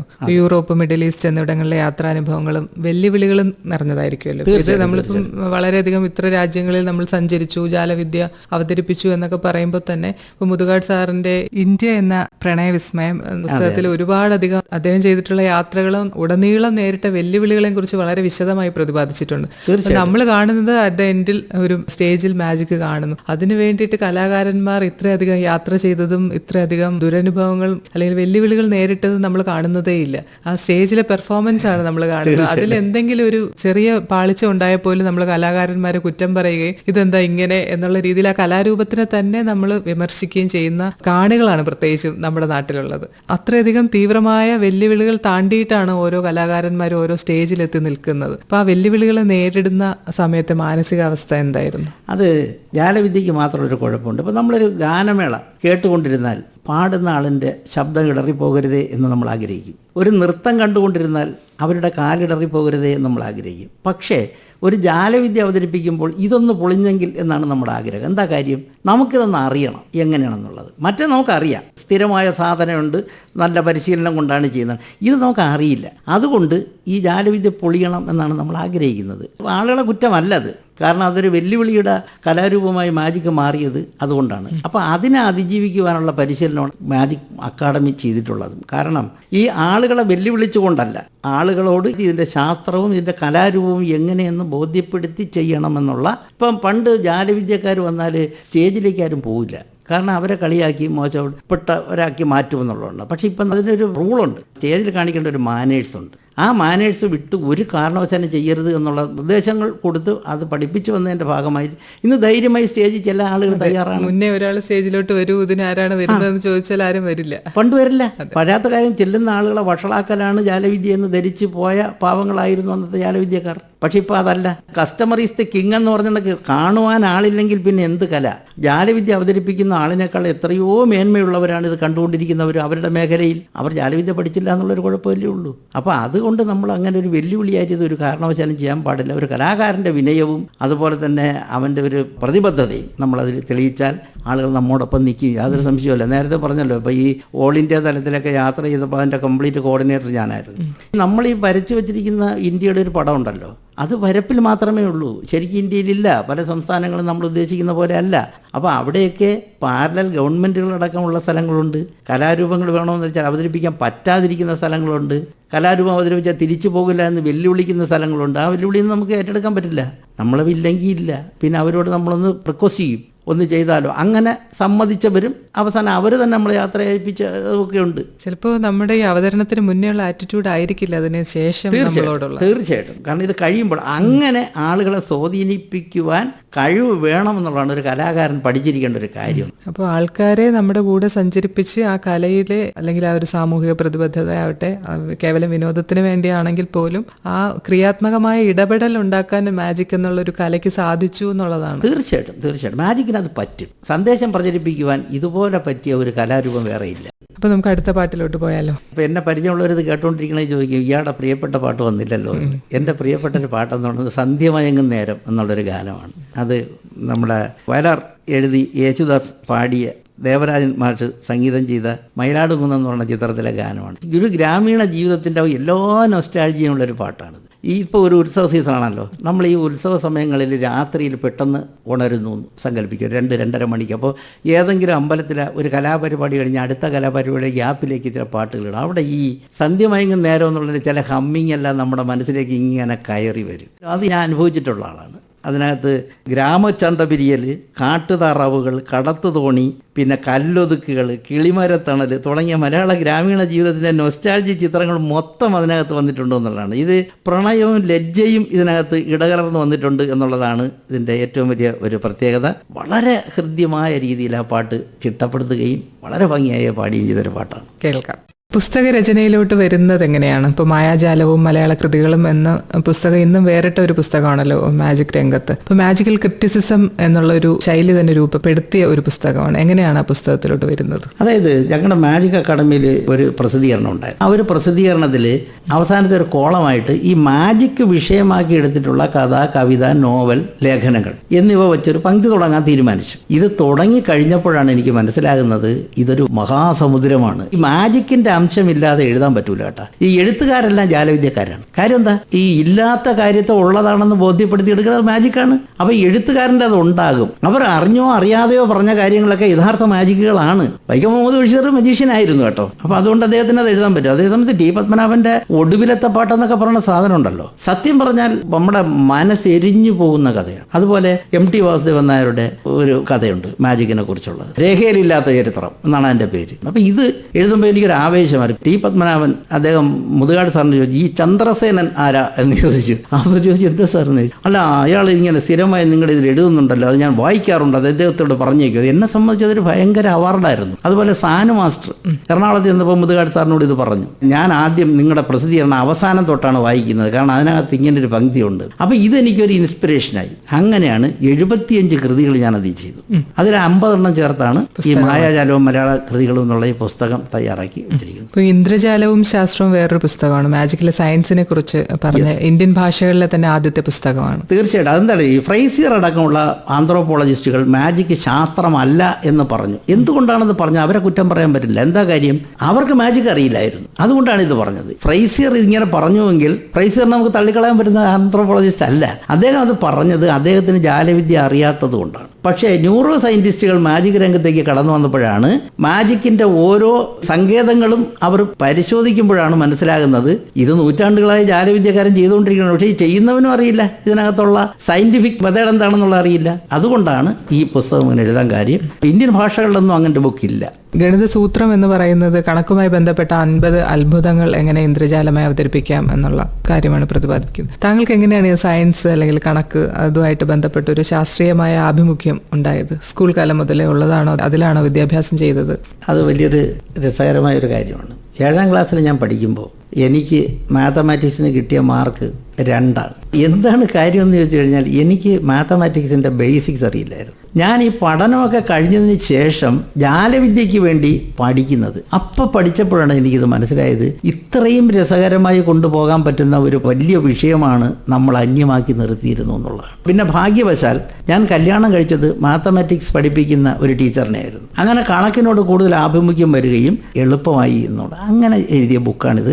50 അത്ഭുതങ്ങൾ എന്ന് പറഞ്ഞാൽ 50 അല്ല, ഇത് ആ പുസ്തകം തയ്യാറാക്കിയിരിക്കുന്നതിന് അതിനൊരു പ്രത്യേകത ഉള്ളതെന്ന് വെച്ചാൽ അതിൽ QR കോഡ് കൊടുത്തിട്ടുണ്ട്. ആ QR കോഡ് സ്കാൻ ചെയ്ത് അതിൻ്റെ പെർഫോമൻസ് കാണാം, എങ്ങനെ ഇത് പെർഫോം ചെയ്യണം. ഞാൻ നേരത്തെ പറഞ്ഞു never do magic but perform magic. ഈ പെർഫോമൻസ് എങ്ങനെയെന്ന് അതിൽ കാണിച്ചിട്ടുണ്ട്. പിന്നെ അതിൻ്റെ മാത്തമാറ്റിക്കൽ സൊല്യൂഷൻസ് എന്താണെന്നുള്ളത് അതിനകത്ത് കൃത്യമായി പറഞ്ഞു. ഇത്രയും കാര്യങ്ങൾ പറഞ്ഞുകൊണ്ട് സീക്രട്സ് റിവീൽ ചെയ്തുകൊണ്ടാണ് ഈ പുസ്തകം ഇറങ്ങിയിരിക്കുന്നത്. അതാണ് ആ പുസ്തകത്തിൻ്റെ പ്രത്യേകത. ഈ മജീഷ്യൻ എന്നുള്ള നിലയ്ക്ക് ഒരുപാട് ആൾക്കാരെ കാണുകയും അവരുടെ മനസ്സിന്റെ സഞ്ചാരം ഏത് രീതിയിലാണെന്ന് മനസ്സിലാക്കുകയും ചെയ്തതിന്റെ അടിസ്ഥാനത്തിലാണോ മെന്റലിസം എന്ന് പറഞ്ഞ ഒരു കാര്യത്തിലോട്ട് എത്തിയത്? അതെ, ഈ മെന്റലിസത്തിൽ ഞാൻ എത്താനുള്ള പ്രധാനപ്പെട്ട കാരണം ഏറ്റവും കൂടുതൽ ആളുകളെ തെറ്റിദ്ധരിപ്പിക്കുന്ന ഒരു മേഖലയാണ് മെന്റലിസം. ഈ മെന്റലിസം അവതരിപ്പിക്കുന്ന ആളുകൾ തന്നെ നിർഭാഗ്യവശാൽ ഞങ്ങൾ കുറ്റകൃത്യങ്ങൾ തെളിയിക്കുന്നതിന് വിദേശ രാജ്യങ്ങൾ ഞങ്ങളുടെ സഹായം തേടാറുണ്ട്, മിഡിൽ ഈസ്റ്റിലെ കുറ്റകൃത്യങ്ങൾ ഞങ്ങളാണ് തെളിയിക്കുന്നതെന്നല്ല അവകാശവാദങ്ങൾ പറയുന്നു. പക്ഷെ ഇതെല്ലാം കള്ളമാണ്. ഒരു കുറ്റകൃത്യവും തെളിയിക്കുവാൻ നമുക്ക് മാജിക്കിലൂടെ പറ്റില്ല. യഥാർത്ഥത്തിൽ കുറ്റകൃത്യങ്ങൾ തെളിയിക്കാനുള്ള ശാസ്ത്രീയ വഴികൾ ഗംഭീരമായി അതാത് മേഖലകളിലുണ്ട്, അത് വികസിച്ചിട്ടുമുണ്ട്, അവരത് ഗംഭീരമായി ചെയ്യുന്നുമുണ്ട്. അതിനിടയിൽ ഞാനിത് ചെയ്യുന്നു എന്നൊക്കെ പറയുന്നത് ശരിക്കും അന്ധവിശ്വാസം പ്രചരിപ്പിക്കലാണ്. ഒരു പക്ഷേ അവതരണ മികവിന് വേണ്ടി അത് പറഞ്ഞാൽ ഒരു പരിധിവരെ നമുക്ക് അംഗീകരിക്കാം. മറിച്ച് ഒരു പേഴ്സണൽ ഇൻ്റർവ്യൂവിലടക്കം നമ്മൾ ഇങ്ങനെ ചെയ്യുന്നു എന്ന് പറയുന്നത് തെറ്റാണ് എന്ന് ഉള്ള കാഴ്ചപ്പാടാണ് എനിക്കുള്ളത്. ഇത് ബോധ്യപ്പെടുത്തണമെങ്കിൽ ഞാൻ മെൻ്റലിസം ചെയ്തുകൊണ്ടേ എനിക്ക് പറ്റൂ. അതുകൊണ്ടാണ് അപ്പം ഞങ്ങളുടെ പ്രിലിമിനറി കോഴ്സിൽ തന്നെ മെൻ്റലിസം ഒരു പാർട്ടാണ്. പിന്നെ സ്പെഷ്യലൈസ് ചെയ്യുമ്പോഴാണ് ഞാൻ നേരത്തെ പറഞ്ഞ ഇവരുടെ ഒബ്ജക്റ്റ് ആയാലും മെൻ്റലിസം ആയിരുന്നാലും പാരസോൾ ആക്ട് ആയിരുന്നാലും പല പല സെക്ഷനുകളിലേക്ക് പോകുന്നത്. അങ്ങനെ മെൻ്റലിസം വീണ്ടും സ്പെഷ്യലൈസ് ചെയ്യുകയാണ് ചെയ്തത്. അതിനനുസരിച്ചാണ് ചെയ്തത്. മാത്രമല്ല ഈ മനസ്സിൻ്റെ സഞ്ചാരങ്ങളെന്ന് പറഞ്ഞാൽ എല്ലാം മാനിപ്പുലേഷനാണ് ഇതിനകത്ത്. ഇതിന് ബേസിക്കലി മാജിക്കാണ് ഉപയോഗിക്കുന്നത്. അല്ലാതെ ഒരാളിൻ്റെ മനസ്സും ഒരാളിനും വായിക്കാൻ പറ്റില്ല. നമ്മുടെ സ്വന്തം മനസ്സിനെ നമുക്ക് വായിക്കാൻ പറ്റില്ലല്ലോ. നമ്മളൊരു കാര്യത്തിൽ എന്ത് തീരുമാനമെടുക്കും എന്നുള്ള കാര്യം നമുക്ക് മുൻകൂട്ടി പറയാൻ പറ്റില്ല പലപ്പോഴും. കാരണം അത് ക്ലൈമറ്റ് ചേഞ്ച്, നമ്മളത് സാഹചര്യങ്ങളുടെ സമ്മർദ്ദം ഒക്കെ വെച്ചുകൊണ്ട് നമ്മുടെ തീരുമാനങ്ങൾ മാറി മാറിപ്പോകും. നമ്മൾ മനസ്സ് വായിച്ചു എന്നൊക്കെ പറയാം എന്നുള്ളതല്ലാതെ വായിക്കാൻ പറ്റില്ല. പക്ഷേ വായിച്ചതായി തോന്നിപ്പിക്കാം. അപ്പോൾ അത്തരം അവകാശവാദങ്ങൾക്കപ്പുറം മെന്റലിസം ഒരു കലയാണോ ശാസ്ത്രമാണോ എന്ന് ചോദിച്ചാൽ ശ്രോതാക്കൾക്ക് വേണ്ടി എന്താണ് മെന്റലിസം എന്ന് താങ്കൾ എങ്ങനെ? മെന്റലിസം മാജിക് അടിസ്ഥാനപ്പെടുത്തി ചെയ്യുന്ന ഒരു കലാരൂപം മാത്രമാണ്. അല്ലാതെ ഇതിനകത്തുള്ള അവകാശവാദങ്ങൾ ഒന്നും ശരിയല്ല. ഫ്രീ ഫോം മെന്റലിസ്റ്റുകൾ യഥാർത്ഥത്തിൽ മനസ്സ് വായിക്കുന്നു, അവർക്ക് ഒരുപാട് ന്യൂറോ ലിംഗ്വിസ്റ്റിക് പ്രോഗ്രാംസ് വെച്ച് അവർ ചെയ്യുന്നു എന്നൊക്കെ നമ്മൾ പറയും. Micro expressions. ഈ മൈക്രോ എന്ന് പറഞ്ഞാൽ എന്താ? മൈക്രോ എന്ന് പറഞ്ഞാൽ മൈക്രോസ്കോപ്പ് വെച്ചേ കാണാൻ പറ്റൂ. അപ്പോൾ ഇതൊക്കെ തന്നെ പറയുന്നത് തന്നെ ശാസ്ത്രീയമായ പദങ്ങൾ ഉപയോഗിക്കുകയും എന്നാൽ അശാസ്ത്രീയമായ കാര്യങ്ങൾ പറയുകയും ചെയ്യുന്നു. ഇതിനെ നമ്മൾ ശരിക്കും ക്വാണ്ടം ഊ എന്നാണ് പറയുന്നത്. ക്വാണ്ടം ഊ എന്ന് പറയുന്നത് അമാനുഷികവും അശാസ്ത്രീയവുമായ കാര്യങ്ങളെ ശാസ്ത്രീയ പദങ്ങൾ ഉപയോഗിച്ചുകൊണ്ട് ശാസ്ത്രമാണെന്ന് ബോധ്യപ്പെടുത്തുന്ന തെറ്റായ ധാരണയുടെ പേരാണ് ക്വാണ്ടം ഊ എന്ന് പറയുന്നത്. ഈ ക്വാണ്ടം ഊ ആണ് ഇതൊക്കെ. ഇത്തരം കാര്യങ്ങൾ നമ്മൾ ചെയ്യാതിരിക്കുക കലയോടുള്ള അനീതിയാണല്ലേ അത്? തീർച്ചയായും നമ്മൾ സമൂഹത്തോട് കാണിക്കുന്ന ഒരു അനീതി, ഒരു സാമൂഹ്യ ജീവി എന്നുള്ള നിലയിൽ നമ്മൾ അത് ചെയ്യുവാൻ പാടില്ല.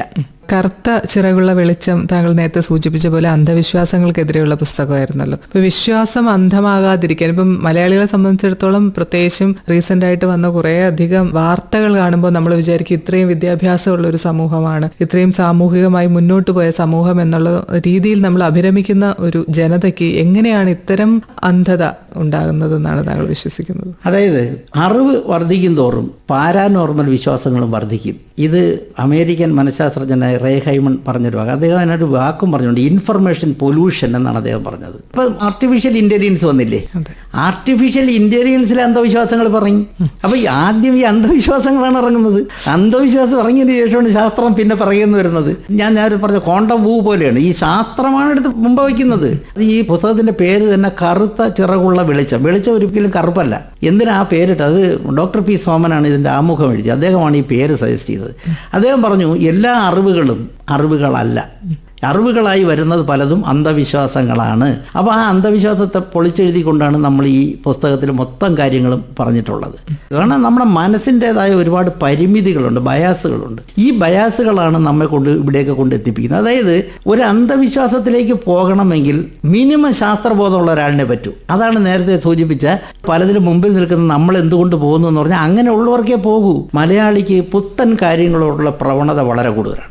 ഏതൊരു പുതിയ സംഭവം വന്നാലും അതിൽ ചാടി വീഴും. അങ്ങനെ പോയി അപകടത്തിൽപ്പെടുന്നവരാണ് മെജോറിറ്റി മലയാളികൾ. പിന്നെ നിർഭാഗ്യവശാൽ പ്രഗത്ഭരും പ്രശസ്തരും എന്ന് നമ്മൾ കരുതുന്ന പലരും ഇതിൻ്റെ പ്രചാരകരുമാണ്. അതുകൊണ്ടാണ് ജവഹർലാൽ നെഹ്റു ഒരിക്കൽ പറഞ്ഞു, അറിവുള്ളവൻ്റെ അന്ധവിശ്വാസം അറിവില്ലാത്തവൻ്റെ അന്ധവിശ്വാസത്തെക്കാൾ അപകടകാരിയാണ് എന്ന്. അപ്പം ശാസ്ത്രം എന്ന് പറയുന്നത് ആളുകളുടെ പൊസിഷൻ വെച്ചല്ല നമ്മൾ വിലയിരുത്തേണ്ടത്, അദ്ദേഹം എന്ത് പറയുന്നു, അതിനകത്ത് ശാസ്ത്രീയതയുണ്ടോ എന്ന് കണ്ടുപിടിക്കുക. അതാണ് ഈ പുസ്തകം മൊത്തം. അപ്പോൾ സാറ് നേരത്തെ പറഞ്ഞതുപോലെ സത്യം യാത്ര തുടങ്ങാൻ ചെരുപ്പിടുന്ന സമയത്തേക്ക് കള്ളം ലോകസഞ്ചാരം നടത്തിയിരിക്കും. അടുത്തൊരു പാട്ടിലോട്ട് കൂടെ പോകാം. അതായത് നമ്മുടെ കേരളത്തിൻ്റെ ഉത്സവങ്ങളെ മുഴുവൻ വയലാർ ഒറ്റ പാട്ടിൽ കൊണ്ടുവന്നിട്ടുണ്ട്.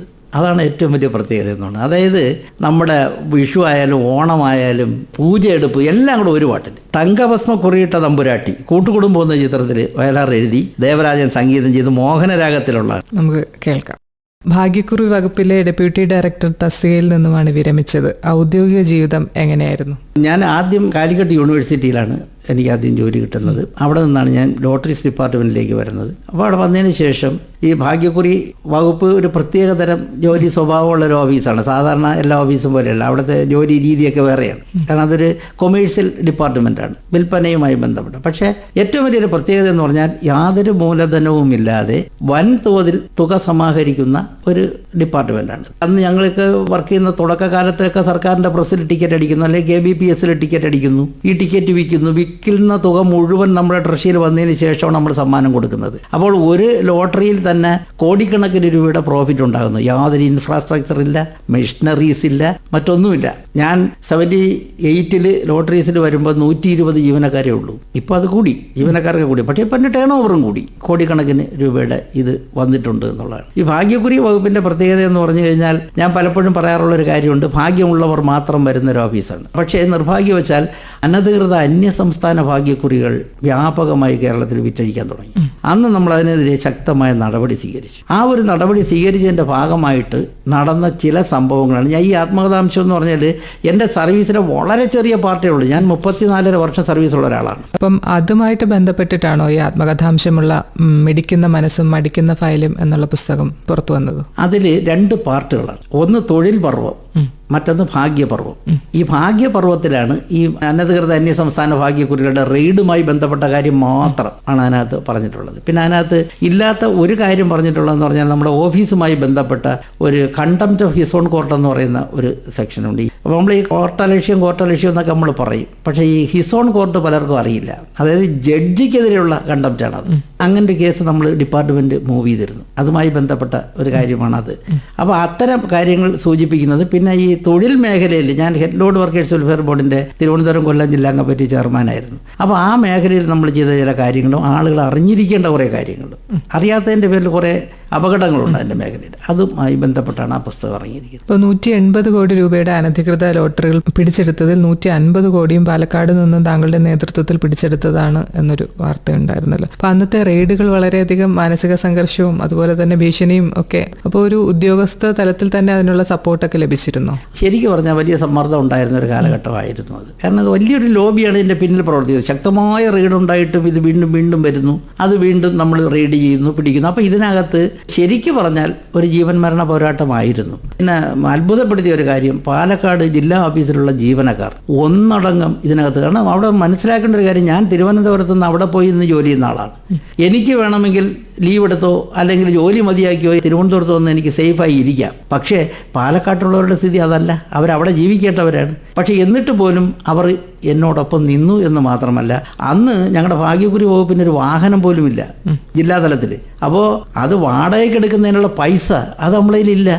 അത് ജീവനക്കാർ തന്നെ അവരുടെ സൊസൈറ്റികളിൽ നിന്നൊക്കെ ലോൺ എടുത്ത് ഒക്കെ വച്ച് സഹകരിച്ചത് ചെയ്തു എന്ന് പറഞ്ഞാൽ, ഞാൻ പലരോടും ചോദിച്ചു എന്താണ് ഇത് കാര്യം എന്ന് പറഞ്ഞു, സാറ് മറ്റൊരു നാട്ടിൽ നിന്നൊന്നും ഇവിടെ ഉള്ള ഈ ഒരു അനധികൃത ഭാഗ്യക്കുറിക്കെതിരെ ഇങ്ങനെ ചെയ്യുമ്പോൾ ഞങ്ങൾ ഇത്രയെങ്കിലും ചെയ്യണ്ടേ എന്ന് പറഞ്ഞൊരു കൂട്ടം ജീവനക്കാരുണ്ടായിരുന്നു. പക്ഷെ അവർക്കൊക്കെ ഇതിൻ്റെ ഭാഗമായി പല തവണ കോടതി കയറേണ്ടി വന്നു. ഇപ്പോഴും ഉണ്ട്, ആ കേസ് തീർന്നിട്ടില്ല. ഇപ്പോഴും ഈ കഴിഞ്ഞ മാസവും ഞാൻ പാലക്കാട് ഇതിൻ്റെ കേസിന് പോയിരുന്നു. 22 വർഷങ്ങൾക്ക് മുമ്പുള്ള കേസാണ്. പക്ഷേ എന്നാലും ഇന്ന് എനിക്ക് ധൈര്യപൂർവ്വം പറയാൻ പറ്റും, കേരള സംസ്ഥാന ഭാഗ്യക്കുറിക്ക് എതിരാളികളില്ലാതെ ഇന്ന് ഒരുപാട് പേർക്ക് ഉപജീവനം കൊടുക്കാനും കുറേയധികം ടിക്കറ്റുകൾ വിറ്റഴിക്കുവാനും മറ്റ് ഭാഗ്യക്കുറികളുമായി മത്സരിക്കേണ്ടാത്ത ഒരവസ്ഥ ഉണ്ടായത് ഈ റെയ്ഡിൻ്റെ ഭാഗമായിട്ടാണ്. ഇത്രയും വിശ്വാസ്യത നമ്മുടെ തീർച്ചയായിട്ടും കേരള ലോട്ടറി റെഗുലേഷൻ ആക്ട് 98 വന്ന ആക്റ്റാണ്. ആ ആക്ടിന് വിധേയമായിട്ട് മാത്രം നടക്കുന്ന ഒരു ഭാഗ്യക്കുറി വകുപ്പാണ്. അതുകൊണ്ട് അതിനകത്ത് കൃത്യതയോടുകൂടിയാണ് കാര്യങ്ങൾ നടക്കുന്നത്. നമുക്ക് അടുത്ത പാട്ടിലേക്ക് പോയാലോ? ശരി. ഇപ്പോൾ സർവ്വമായയിൽ വന്ന ഒരു പാട്ടുണ്ട്. അതിനകത്ത് ഒരു വെസ്റ്റേൺ മ്യൂസിക്കുമായിട്ട് ബന്ധപ്പെടുത്തി വന്ന ഒരു പാട്ടാണ്. ശരിക്കും പറഞ്ഞാൽ ആ സിനിമയിൽ തന്നെ പ്രണയത്തെ ഒരു ഇലൂഷനായിട്ടാണ് ചിത്രീകരിക്കുന്നത്. അതാണ് എനിക്കത് ഇഷ്ടപ്പെട്ടത്. ഒരു മാജിക്കൽ അംശമുണ്ട് അത്. അതിനകത്തൊരു പാട്ട് പുതുമഴ വീണ പോലൊരാൾ എന്നുള്ള ഒരു ഗാനമുണ്ട്. അത് ശക്തിശ്രീ ഗോപാലൻ പാടി, മനു മഞ്ജിത്ത് എഴുതി, അതുപോലെ ജസ്റ്റിൻ പ്രഭാകരൻ സംഗീതം ചെയ്തിട്ട് എല്ലാം പുതിയ ആളുകളാണ്. അത് നമുക്ക് കേൾക്കാം. കേരള ചുമട്ട് തൊഴിലാളി ക്ഷേമ ബോർഡിന്റെ തിരുവനന്തപുരം, കൊല്ലം ജില്ലകളിലെ ചെയർമാനായിട്ട് 5 വർഷം സേവനമനുഷ്ഠിച്ചല്ലോ. അക്കാലത്തെ പ്രവർത്തനങ്ങൾ ആ മേഖലയിൽ ഒരു അച്ചടക്കം കൊണ്ടുവരുന്നതിലും അല്ലെങ്കിൽ അതൊന്ന് സ്ട്രീം ലൈൻ ചെയ്യുന്നതിനും ഒക്കെ സഹായിച്ചിട്ടുണ്ടെന്ന് തോന്നുന്നുണ്ട്. ഒരുപാട് പരാതികൾ നമുക്ക് ഈ മേഖലയായിട്ട് ബന്ധപ്പെട്ട് വരാറുണ്ടല്ലോ. അതിനൊരു ശാസ്ത്രീയമായ രീതി അല്ലെങ്കിൽ റൂൾസ് ആൻഡ് റെഗുലേഷൻസ് ഒക്കെ ഫോർമുലേറ്റ് ചെയ്യുന്നതിന് സഹായിച്ചിട്ടുണ്ടോ? ഞാൻ ഹെഡ് ലോഡ് വർക്കേഴ്സ് വെൽഫെയർ ബോർഡിന്റെ ചെയർമാനായിട്ട് തിരുവനന്തപുരത്ത് വരുമ്പോൾ ഞാൻ നേരിട്ട ഏറ്റവും വലിയൊരു പ്രശ്നമാണ് ഏകീകൃതമായ ഒരു കൂലി നിരക്കില്ല. ഇപ്പം എല്ലായിടത്തും തർക്കം കൂലിക്കാണ്. ഇപ്പോൾ നമ്മുടെ വീട്ടിലിരിക്കുന്ന ഒരു അലമാര അതെടുത്ത് വണ്ടിയിൽ കയറ്റുന്നതിന് എത്ര രൂപ വേണമെന്ന് ചോദിച്ചാൽ ഓരോ സ്ഥലത്തും ഓരോ നിരക്കാണ്. അങ്ങനെ ഞാൻ എടുത്ത ഒരു സംരംഭമാണ് ഏകീകൃത കൂലി നിരക്ക് എന്ന് പറയുന്നത്. പക്ഷെ ആദ്യമൊക്കെ ട്രേഡ് യൂണിയൻകാരൊക്കെ അത് എതിർത്തു. പക്ഷേ വളരെ ശ്രമപരമായി നമ്മളൊരു നിരക്കുണ്ടാക്കി, ഏകീകൃതമായൊരു പൊതുപണി കൂലി ഉണ്ടാക്കി. അപ്പോൾ ഒരു അലമാര എടുക്കണമെങ്കിൽ എത്ര രൂപ, അത് 1ാം നിലയിലെങ്കിൽ എത്ര, 2ാം നിലയിലെങ്കിൽ എത്ര, 25 മീറ്റർ കഴിഞ്ഞാൽ എത്ര, അങ്ങനെ ഇവിടെ നിന്നുള്ള എല്ലാ ഉൽപ്പന്നങ്ങളെയും ഉൾപ്പെടുത്തി ഒരു റേറ്റ് ഉണ്ടാക്കി. സത്യത്തിൽ ഈ റേറ്റ് ഗസറ്റ് നോട്ടിഫിക്കേഷൻ വന്നു കഴിഞ്ഞപ്പോൾ എൻ്റെ ജോലിയുടെ ഒരു 80% കുറഞ്ഞു. കൊല്ലവും തിരുവനന്തപുരത്താണ് ഞാൻ ചെയർമാനായി. 2 ജില്ലകളിലേ ഉണ്ടായിട്ടുള്ളൂ. പക്ഷേ സംസ്ഥാനം ഒട്ടാകെ ഒരു തർക്കം വന്നാൽ എടുക്കുന്ന കൂലി നിരക്ക് ഇതാണ്. അതൊരു വലിയ നേട്ടമായിട്ടാണ് ഞാൻ കാണുന്നത്. മാത്രമല്ല ആ പുസ്തകം ഇറക്കുമ്പോൾ ചുമട്ടുതൊഴിലാളി നിയമം അതിനകത്ത് മുഴുവൻ പറഞ്ഞിരുന്നു. ഈ നിയമം ലംഘിച്ചാൽ ഉണ്ടാകുന്ന ശിക്ഷ അതിൽ പറയുന്നുണ്ട്. ആ ശിക്ഷയ്ക്ക് വേണ്ടി എവിടെയാണ് പരാതി കൊടുക്കേണ്ടതെന്നുള്ള സംസ്ഥാനാടിസ്ഥാനത്തിൽ കൊടുക്കേണ്ട ഓരോ സ്ഥലത്തിൻ്റെ ഓഫീസിൻ്റെ അഡ്രസ്സ്, ഫോൺ നമ്പർ, എല്ലാ കാര്യങ്ങളും പറഞ്ഞുകൊണ്ട് ആധികാരിക മാത്രമല്ല അത് കമ്മിറ്റിയുടെ പേരിലാണ് ആ ബുക്ക് ഇറക്കിയത്. അത് ഇറക്കാനുള്ള ഒരു പ്രധാനപ്പെട്ട കാരണം ഈ ചുമട്ടുതൊഴിലാളി നിയമം ഞാൻ വരുന്ന ഭാഗ്യക്കുറി വകുപ്പിൽ നിന്നാണ്. എനിക്കറിയില്ല നിയമം. ഞാൻ വന്ന് ചോദിക്കുമ്പോൾ നിർഭാഗ്യവശാൽ ഉത്തരവാദിത്തപ്പെട്ട പലർക്കും ഈ നിയമം അറിയില്ല. ഞാൻ പോയി ഇതിൻ്റെ ആക്റ്റും റൂളും കംപ്ലീറ്റ് എടുത്ത് അത് മലയാളത്തിലേക്ക് പരിഭാഷപ്പെടുത്തി അതും കൂടി ചേർത്താണ് ഈ പുസ്തകം ഇറക്കിയത്. ഇപ്പോൾ എല്ലാവർക്കും അറിയാം, ഈ എടുക്കുന്ന ആളിനും കൊടുക്കുന്ന ആളിനും അറിയാം എത്രയാണ് നിരക്കെന്ന്. കേരളത്തിൻ്റെ ഒരു പ്രത്യേകത ഞാൻ പറയാം. 50 രൂപയാണ് നിരക്കെങ്കിൽ 60 70 കൊടുക്കുവാൻ ആളുകൾ തയ്യാറാണ്. ധൈര്യമായി അവർ കൊടുക്കും. പക്ഷേ അത് 500 ചോദിച്ചാൽ കൊടുക്കാൻ കഴിയില്ല. അതുകൊണ്ട് ആ ഒരു തർക്കം അവിടെ തീർന്നു. വലിയ പ്രശ്നമില്ലാതെ കാര്യങ്ങൾ ചെയ്തു പോകാൻ കഴിഞ്ഞു എന്നുള്ളത് അതൊരു വലിയ നേട്ടമായിട്ടാണ് ഞാൻ കാണുന്നത്. പിന്നെ അതുപോലെ തന്നെ അച്ചടക്ക ലംഘനത്തിന് കർശനമായ നടപടിയെടുത്തു വന്ന ഒരു പീരീഡായിരുന്നു ഞാൻ. 15 പേരാണ് ഈ കമ്മിറ്റി. അപ്പോൾ അതിൽ ADM-ഉം ജില്ലാ ലേബർ ഓഫീസർ അടക്കം അതിനകത്തുണ്ട്. അപ്പോൾ അതിൻ്റെ ചെയർമാനായിട്ടാണ് നമ്മൾ ഇരിക്കുന്നത്. അപ്പോൾ അവിടെ എടുക്കുന്ന തീരുമാനമൊക്കെ സ്റ്റാറ്റ്യൂട്ടറിയാണ്. ഈ നിയമം വളരെ സ്ട്രോങ് ആണ്. ഈ ചുമട്ടുതൊഴിലാളി നിയമം അനുസരിച്ച് ഒരു നടപടി എടുത്തു കഴിഞ്ഞാൽ കോടതിയിലൊന്നും പോകാൻ പറ്റില്ല. ഫസ്റ്റ് ഓഫ് ഓൾ ഇവിടെ ഒരു അപ്പീലർ. കാര്യം എന്താ, ഇവിടെ 2 ക്ലയൻസേ ഉള്ളൂ. ഒന്നീ തൊഴിലുടമ അല്ലെങ്കിൽ തൊഴിലാളി. ഇപ്പൊ ഇവരുടെ പ്രശ്നങ്ങൾ ഉന്നയിക്കാൻ അവരുടെ പ്രതിനിധികളിലൂടെ ഉണ്ട്, 5 പേരുണ്ട്. അതുവഴി ഒന്നും പരിഹാരം കിട്ടിയില്ലെങ്കിലേ കോടതി പോകാൻ പറ്റും. ഇനി കോടതി പോയാൽ ചുമട്ടുതൊഴിലാളി നിയമം അനുസരിച്ചിട്ടുള്ള നടപടിയാണെങ്കിൽ ആ നടപടി ശരിവെക്കുകയേ ഉള്ളൂ. അത് ഇംപ്ലിമെന്റ് ചെയ്യുക എന്നുള്ളതാണ് കാര്യം. കാരണം ഈ പോകുന്ന വഴിയിൽ തടയാൻ ആളുകൾ വരുമ്പോൾ വഴങ്ങി കൊടുക്കാതിരിക്കൽ എന്നുള്ളതാണ് ഉത്തരവാദിത്വ ബോധമുള്ള ഒരു ജീവനക്കാരന്റെ ചുമതല. കാരണം നമ്മളൊരു ചെയർമാനായിട്ട് അവിടെ ഇരിക്കുമ്പോൾ നമ്മൾ ചുമട്ടുതൊഴിലാളി മേഖലയുടെ ചെയർമാൻ ആ രീതിയിൽ ആക്ട് ചെയ്താൽ നമുക്ക് ഗംഭീരമായി കൊണ്ടുപോകാൻ പറ്റും. വിരമിച്ച ശേഷമാണോ സാംസ്കാരിക പ്രവർത്തനങ്ങളിലേക്ക് കടന്നത്? ഇല്ല, ഞാൻ സർവീസിലുള്ള സമയത്തെ ഞാൻ സാഹിത്യ സംഘത്തിൽ സ്ഥിരമായി ലേഖനം എഴുതുന്ന ആളാണ്. അതുപോലെ തന്നെ ഞാൻ കലാകൗമുദി മുതലായ മാഗസീനുകളിലൊക്കെ എഴുതുന്ന ആളാണ്. അപ്പോൾ ഈ സാംസ്കാരിക പ്രവർത്തനം വളരെ നേരത്തെ ഉണ്ട്. എൻ്റെ ഈ രചനകളൊക്കെ തന്നെ എനിക്ക് തോന്നുന്നു ഞാൻ വിരമിച്ചതിന് ശേഷം എഴുതിയ എൻ്റെ 8 പുസ്തകങ്ങളിൽ 5 പുസ്തകവും ഞാൻ സർവീസിലുള്ളപ്പോൾ എഴുതിയതാണ്. ബാക്കി 3 പുസ്തകങ്ങളേ ഉള്ളൂ ഞാൻ വിരമിച്ചതിന് ശേഷം എഴുതിയത്. ഇപ്പോൾ ഒരു ബുക്കിൻ്റെ അണിയറ പ്രവർത്തനത്തിൽ നിൽക്കുകയാണ്. അത് തീരാറായി വന്നുകൊണ്ടിരിക്കുകയാണ്. സർഗാത്മകത നമ്മുടെ മനസ്സിലുണ്ടെങ്കിൽ നമുക്ക് ജോലി ചെയ്യാൻ എളുപ്പമാണ്. കാരണം നമ്മുടെ അടുത്ത് വരുന്ന ആളുകളോട് ആ ഒരു സർഗാത്മകമായ ഇടപെടൽ നടത്താൻ നമുക്ക് പറ്റും. കല മനുഷ്യരെ അടുപ്പിക്കുന്നു എന്നാണല്ലോ. അതെ, അടുപ്പിക്കണം എന്നുള്ള അടുപ്പിച്ചുകൊണ്ടിരിക്കുന്നത്. ഇപ്പൊ സോഷ്യൽ മീഡിയയിലെ സാന്നിധ്യം എങ്ങനെയാണ് താങ്കളുടെ? എനിക്ക് 2 ചാനലുകളുണ്ട്. ഒന്നൊരു ഇൻഫർമേറ്റീവ് ചാനലാണ്. അത് മാജിക്കുമായി ബന്ധപ്പെട്ട കാര്യങ്ങൾ, പുതിയ പുതിയ കാര്യങ്ങൾ, ഇൻഫർമേഷൻ കൊടുക്കുന്നുണ്ട്. പിന്നെ എനിക്കുള്ളത് മായാക്ഷരങ്ങൾ എന്ന് പറഞ്ഞുകൊണ്ട് സാഹിത്യപരമായ കാര്യങ്ങളുമായി ബന്ധപ്പെട്ട് ഞാൻ ഒത്തിരി ബുക്കുകൾക്കൊക്കെ റിവ്യൂ എഴുതുന്ന ആളും മറ്റുമൊക്കെയാണ്. അപ്പോൾ അതിൻ്റെ കാര്യങ്ങളുമായി ബന്ധപ്പെട്ട് പുസ്തകത്തെക്കുറിച്ചുള്ള എൻ്റെ അഭിപ്രായങ്ങൾ ഒക്കെ രേഖപ്പെടുത്തുന്ന ഒരു രംഗമാണത്. പക്ഷേ ഏതെങ്കിലും വിഷയം ഇട്ടുകൊണ്ട് ആളുകളെ കൂട്ടാൻ വേണ്ടി ഞാൻ അതിനകത്ത് ഒന്നും ചെയ്യാറില്ല. പുതിയ ഒരു ഇൻഫർമേഷൻ കിട്ടാതെ അതെൻ്റെ പുസ്തകങ്ങളും അങ്ങനെയാണ്. ഇപ്പം കൃഷ്ണവാര്യർ സാറ് പറഞ്ഞിട്ടുണ്ട്, നിങ്ങൾക്ക് പുതുതായി ഒന്നും പറയാനില്ല എങ്കിൽ നിങ്ങൾ ഒരു പുസ്തകവും എഴുതരുത്. പുതിയ ഒരു കാര്യം പറയാൻ മാത്രമേ നമ്മൾ രചനാരംഗത്തോ അല്ലെങ്കിൽ പ്രവർത്തനത്തിനോ പോകേണ്ട കാര്യമുള്ളൂ. അത് എന്നും വിശ്വസിക്കുന്ന ഒരാളാണ് ഞാൻ. ഇഷ്ടഗാനങ്ങൾ പറഞ്ഞപ്പോൾ എല്ലാം പാട്ടിന്റെ വിശദാംശങ്ങളിലോട്ട് ഒരുപാട് കാര്യങ്ങൾ സാറ് ആൾക്കാർ പൊതുവെ ശ്രദ്ധിക്കാത്ത കാര്യങ്ങളെക്കുറിച്ച് വരെ പറഞ്ഞിട്ടാണ് ഓരോ പാട്ടും അവതരിപ്പിച്ചത്. അപ്പൊ സംഗീത രംഗത്തെ ആഭിമുഖ്യം എങ്ങനെയാണ്? ഞാൻ നല്ലൊരു ശ്രോതാവാണ്. എനിക്ക് പാടാൻ കഴിയില്ല, പക്ഷേ പാട്ടിൻ്റെ മിസ്റ്റേക്കുകൾ അപ്പോഴും കണ്ടുപിടിക്കാൻ പറ്റും. അതുകൊണ്ട് ഞാൻ ഒരുപാട് സംഗീത ഗ്രൂപ്പുമായി ബന്ധപ്പെട്ട് പ്രവർത്തിക്കുന്ന ഒരാൾ. പല ഗാനമേളകൾക്കും അവതാരകനായി ഞാൻ പോയിട്ടുണ്ട്. അപ്പോഴൊക്കെ എനിക്ക് ഇഷ്ടപ്പെടുന്നതെന്ന് പറഞ്ഞാൽ ഈ പല പാട്ടുകളും എൻ്റെ മനസ്സിലുണ്ട്. അതിനകത്തൊരു ചെറിയ ശ്രുതിഭംഗം വന്നാൽ, ഒരു താളപ്പിഴ വന്നാൽ അപ്പോഴെനിക്ക് കണ്ടുപിടിക്കാം. പക്ഷേ അത് എങ്ങനെയെന്ന് പാടി ഫലിപ്പിച്ചു കൊടുക്കാൻ എനിക്ക് പറ്റില്ല. പക്ഷേ ഇതെനിക്ക് മനസ്സിലാക്കാൻ പറ്റുമെന്നുള്ളതാണ്. കാരണം ഞാൻ പലപ്പോഴും ഞാനിപ്പോൾ വയലാറിൻ്റെ തന്നെ ഇന്ദ്രജാല കൽപ്പനകൾ എന്ന് പറഞ്ഞുകൊണ്ട് ഒരു ലേഖനം എഴുതിയിട്ടുണ്ട്. അതായത് വയലാർ ഗാനങ്ങളിലെ ഇന്ദ്രജാലങ്ങളാണ് അതിനകത്തുള്ളത്. അതായത് ഈ കവിതയ്ക്ക് എന്ത് നഷ്ടപ്പെട്ടുവോ അത് ഗാനത്തിന് കിട്ടിയെന്നാണ് വയലാറിൻ്റെ സിനിമാ ഗാനങ്ങളെക്കുറിച്ച് പറയുന്നത്. അപ്പോൾ അദ്ദേഹത്തിൻ്റെ ഈ ആശയങ്ങളും അവതരിപ്പിക്കാനുള്ള ഒരു വേദിയായിട്ട് അദ്ദേഹം സിനിമാ പാട്ടിനെ കണ്ടു എന്നുള്ളതാണ്. താല്പര്യമുള്ളത് കൊണ്ടാണ് അദ്ദേഹത്തിൻ്റെ ഗാനങ്ങളിലെ ജാലവിദ്യാ സന്ദർഭങ്ങൾ മൊത്തം എടുത്ത് എനിക്കത് ഒന്നാന്തരം ജാലവിദ്യക്കാരനാണ് വയലാർ എന്ന് നമുക്ക് തോന്നും ഓരോന്നും പരിശോധിച്ച് വരുമ്പോൾ. അത് അതിൻ്റെ സമഗ്രതയിലേക്ക് കടന്നാലേ അത് പറ്റൂ. ഓരോ മനുഷ്യന്റെ ഉള്ളിലും ഓരോ ജാലവിദ്യക്കാരനുണ്ട്. തീർച്ചയായിട്ടും ഒരു അത്ഭുതത്തിൻ്റെ എലമെൻ്റ് ഇല്ലാത്ത ഒരാൾ. കാരണം നമ്മൾ തന്നെ ഒരു അത്ഭുതമാണ്. മനുഷ്യൻ എന്ന് പറയുന്നത് തന്നെ ഒരു അത്ഭുതമാണ്. കാരണം എന്നെപ്പോലെ വേറൊരാളില്ലല്ലോ. അപ്പോൾ എല്ലാ ജീവജാലങ്ങൾക്കും അതിൻ്റേതായ ഒരു ഐഡൻറ്റിറ്റി ഉണ്ട് എന്നുള്ളതാണ്. ഇപ്പോൾ കോടാനുകോടി ഇലകളുണ്ടെങ്കിലും ഒരു വൃക്ഷത്തിൽ തന്നെ ഒരു ഇല മറ്റൊരു ഇല പോലെ അല്ല. അപ്പം നമ്മളെല്ലാം യുണീക്കാണ്. ഇപ്പോൾ യാത്രകൾ ഉണ്ടാവുമല്ലോ. ഏറ്റവും കൂടുതൽ യാത്ര ഇഷ്ടപ്പെടുന്ന ഒരാളാണ് ഞാൻ. ഏകദേശം 25ഓളം രാജ്യങ്ങൾ സന്ദർശിച്ചിട്ടുണ്ട്. അത് ഞാൻ ജാലവിദ്യ അവതരിപ്പിക്കാൻ വേണ്ടി പോയതുകൊണ്ട് പിന്നെ ഞാൻ വെറും യാത്രയായി പോയ സ്ഥലങ്ങളും ഉണ്ട്. പിന്നെ യാത്രയെക്കുറിച്ചുള്ള എൻ്റെ സങ്കല്പം എന്ന് പറയുന്നത് തന്നെ എവിടെ പോയി എന്നോ എന്തിനു പോയോ എന്നുള്ളതല്ല, ആരോടൊപ്പം പോയി എന്നുള്ളതാണ്. അപ്പം നമുക്ക് ഇഷ്ടമുള്ള ആളുകളോടൊപ്പം യാത്ര ചെയ്യുക എന്ന് പറയുന്നത് എനിക്ക് വലിയ താല്പര്യമുള്ളൊരു കാര്യമാണ്. ഞങ്ങൾക്കൊരു യാത്രാ ഗ്രൂപ്പ് തന്നെ ഉണ്ട്. അങ്ങനെ ഞങ്ങൾ മിക്കവാറും ഒരു വർഷത്തിൽ 4-5 ട്രിപ്പുകൾ അങ്ങനെ പോകാറുണ്ട്. മറ്റു പദ്ധതികൾ എന്തൊക്കെയാണ്? പദ്ധതികളെന്ന് പറഞ്ഞാൽ ഞാൻ പറഞ്ഞല്ലോ നേരത്തെ, ഈ ഒരു ശാസ്ത്രാവബോധം ഉണ്ടാക്കുക എന്നുള്ള ഒരു പ്രവർത്തനമാണ് പ്രധാനപ്പെട്ടതെന്നുള്ളത്. അതുപോലെ തന്നെ ഈ സാഹിത്യ രംഗത്ത് പുരോഗമനാത്മകമായ രീതിയിലുള്ള കാര്യങ്ങൾ കൈകാര്യം ചെയ്യുക എന്നുള്ളതും ഒരു വിഷയമാണ്. നമുക്ക് ഇനിയൊരു പാട്ട് കൂടെ കേട്ടാലോ? ഹൃദയ സരസിലെ പ്രണയപുഷ്പമേ ശ്രീകുമാരൻ തമ്പി എഴുതി ദക്ഷിണാമൂർത്തി സ്വാമി സംഗീതം ചെയ്ത് യേശുദാസ് പാടി പാടുന്ന പുഴയിലെ പാട്ടാണത്. താങ്കളിപ്പോൾ പറഞ്ഞ എല്ലാ പാട്ടുകളിലും പ്രണയം ആണ് പ്രധാനമായിട്ടുള്ള പ്രണയഗാനങ്ങളാണ് പറഞ്ഞത്. അപ്പം പ്രണയത്തിനോടുള്ള എന്താണ് സമീപനം? ജീവിതം എന്ന് പറയുന്നത് തന്നെ പ്രണയമാണ്. അതായത് നമുക്ക് നമ്മോടൊരു പ്രണയം ഉണ്ടാകണം.